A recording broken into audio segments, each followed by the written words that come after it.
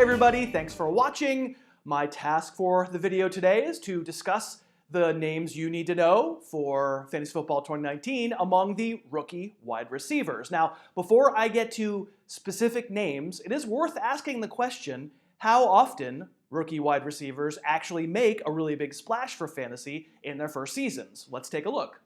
Well, here's the complete list of rookie wideouts in the 2010s who finished their first seasons as #1 fantasy wideouts. Just 4 guys. Of course, you don't need to draft rookie receivers with the expectation they'll give you wide receiver 1 production, especially this year with I think a relatively weak class. Any of your personal favorites will come at a pretty good discount. In fact, I'll go so far as to say you won't have to spend any starting level pick on a rookie receiver this year. So if you got one of these guys in mind to snap up as a bench player who you think have real upside, well, maybe they don't need to make this list to have a pretty nice impact on your fantasy bottom line. And there probably isn't a clear top fantasy producer among rookies at this position coming into 2019, but I'll cast my lot with the divisive workout warrior DK Metcalf, who shockingly lasted until the last pick of the second round in April's draft. We've really never seen someone with this size and strength and this kind of speed. 6'3", 228. He ran a 4.33. That's the same speed as Chiefs rookie speedster Nikhil Harry, and DK Metcalf weighs 41 pounds more. In hindsight, as every NFL team passed on him, the narrative for Metcalf became, well, he may be big and fast and strong, but he can't run routes. He can't come out of the breaks fast enough. And he has no answer when he's pressed to the line of scrimmage. And I'm not sure, I agree, based on his best moments of film at Ole Miss, but even if I grant that these things were 100% true, that doesn't immediately make him Laquan Treadwell. There are ways to work around these kinds of limitations. Even just running the go route and the post route, the most basic stuff, Metcalf should be able to win. I think regularly. And did Ole Miss throw him screens? Sure did. And the Seahawks should too. And make little NFL defensive backs take him on in the open field. Josh Gordon still doesn't run particularly great routes, and that hasn't stopped him.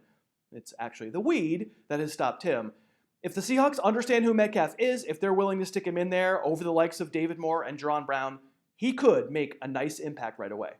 Hey, a quick break to say thank you to our sponsor for today's show. It's BetDSI.com, the online sportsbook where I play. I've had an account there for 4 years. BetDSI, great sponsor. They sponsor the podcast. They sponsor here as well. And the reason they keep coming back is because lots and lots of viewers and listeners play at BetDSI like I do. The best thing I can say is it works. I don't really think about it very much. I go to the website, there's lots of things I can play, and I play them, and it just works. That's really what you want from an online sportsbook. If you're thinking of like NFL win totals, NFL prop bets, those are all up there now. Of course, you can play any other sport as well. And I've got 2 promo codes for you. If you think you might be a regular player, I recommend using the promo code HarrisTube. That'll match your deposit up to $500. That's 100% deposit matching. If you're just not sure and you want to maybe dip your toe in the water, make a few bets, I would use HarrisTube5. They'll match your deposit 5%, but you get a little more liquidity on the back end. We thank BetDSI, as always, for sponsoring. Go open an account. Okay, getting back into it, right behind DK Metcalf on my list, I have Nikhil Harry out of Arizona State. Second wideout off the draft board, a first-round pick of the Patriots. I think Harry is pretty good. I was never quite as enamored of him as his biggest proponents. And as a footy pajama-wearing Patriots fan, he probably wouldn't have been my choice in the first round. But he's quick, he's tough, he wins in traffic, he adjusts well to the ball. He's not a burner. And you know what? For all the worries, very public, that Metcalf won't make it because he doesn't run great routes, I don't know where people are seeing that Harry's routes are all that much more developed. Before the draft, I looked at Nikhil Harry as a big slot, and in the 2019 Player Profile Almanac, the comparison I give for him is Marcus Colston.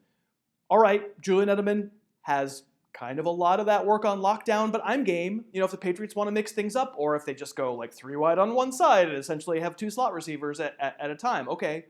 To me, it's a kind of a hike between that kind of description and Harry becoming a major fantasy factor as a rookie. Definitely has end zone skills. If things go right for him, He could make your season just by being tall and by having good ball skills and by scoring double-digit touchdowns. But there was a lot of Nikhil Harry frenzy right after the draft, maybe because of the round he was taken in and maybe because of the team that took him. I'm not anti, I just don't see him as an obvious, immediate contributor.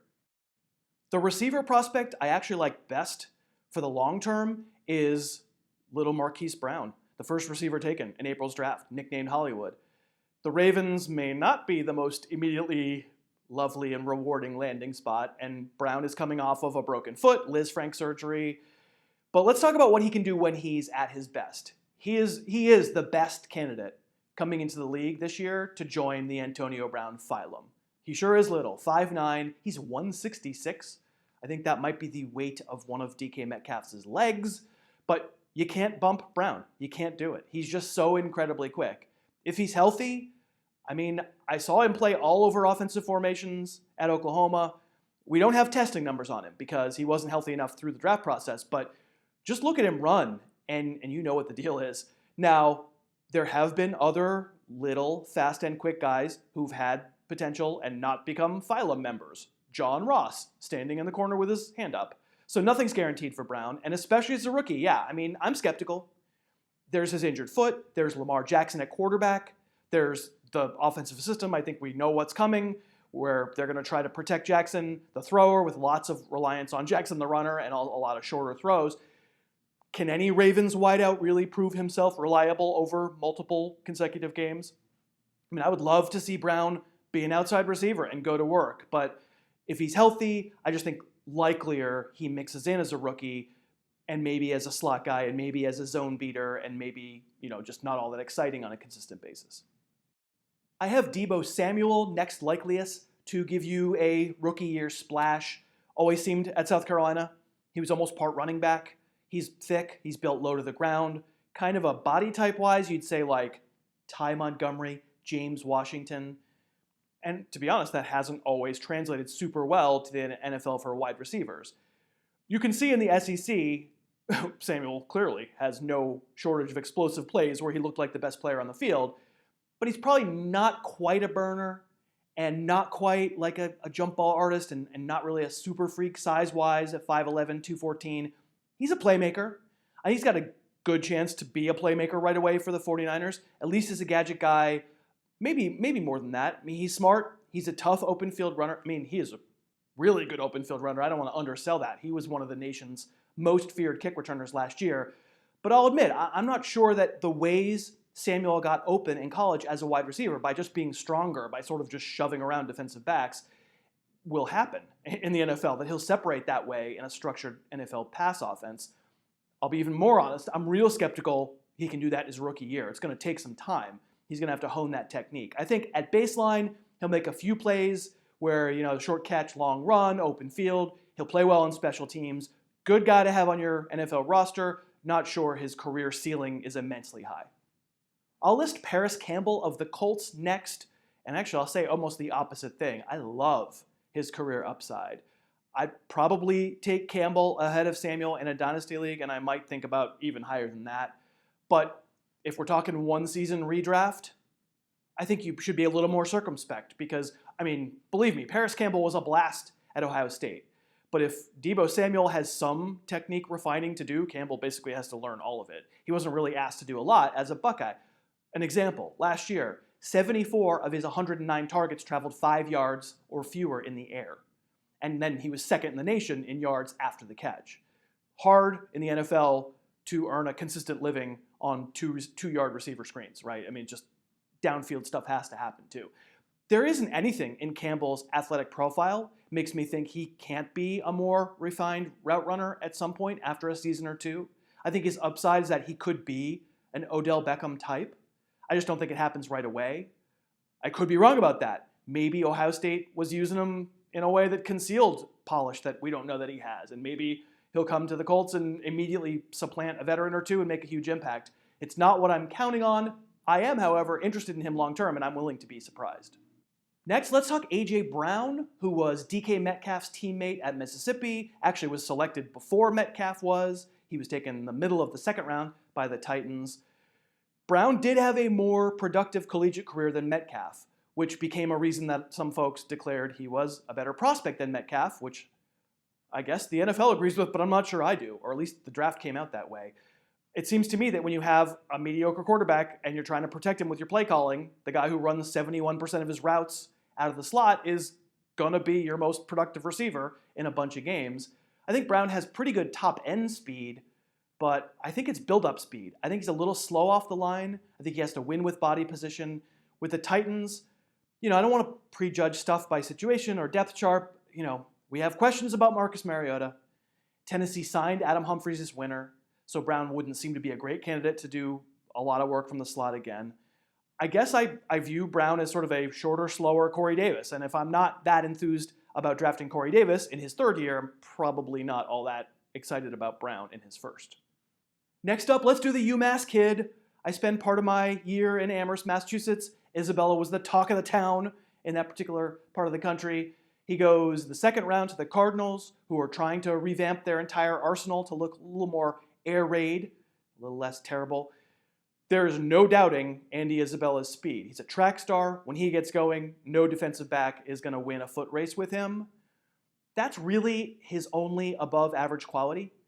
It was enough for him to win consistently at UMass, and certainly even in the NFL, speed kills. Big bombs or like long runs after the catch in 2019, sure. Otherwise, I think it could be a steep climb to fantasy relevance. He's 5'9", he's 188. I'm not sure he's all that quick. You can be fast and maybe not all that sudden. I suspect he's going to have a hard time gaining separation. I think people are going to dare him to beat them off the line. I think they're going to try to bump him.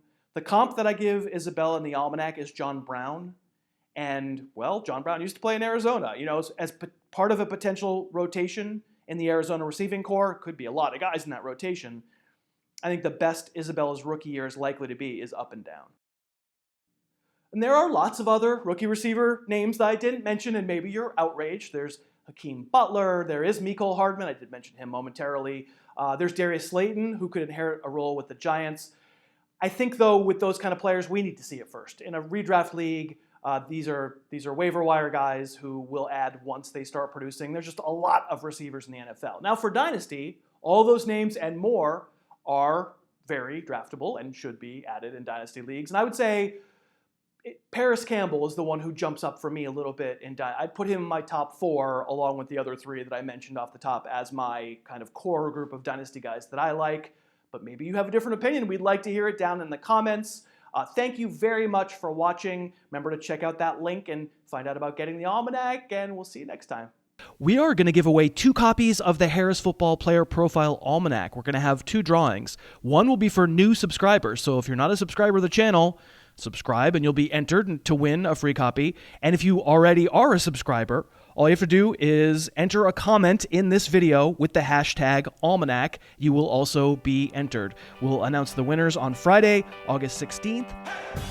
Thanks so much for watching. Please, please, please smash that like button, write a comment, tell us who else you'd like to see us review film on, and of course, best of all, please subscribe to our channel and then click that little bell above the subscribe button and you'll be notified whenever we post a new video.